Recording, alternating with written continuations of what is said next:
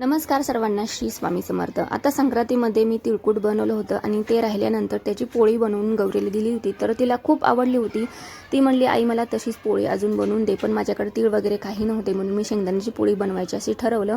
मग शेंगदाणे छान असे खरपूस भाजायला ठेवले। शेंगदाणे भाजत होते तोपर्यंत मी स्वयंपाकाची सुद्धा तयारी करत होते।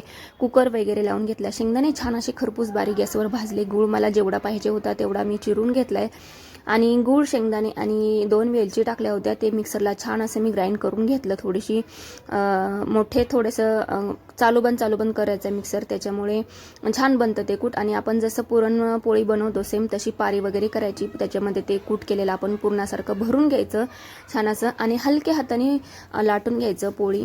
आणि तेलात किंवा तुपात तुम्ही भाजू शकता। तूप लावलं तर एकच नंबर, पण माझ्याकडे तूपसुद्धा नव्हतं तर मी तेल लावून भाजले आहे। आणि हे लहान मुलांसाठी खूप छान पौष्टिक असा नाश्ता आहे। तर व्हिडिओ आवडला तर लाईक आणि फॉलो नक्की करा। बाय।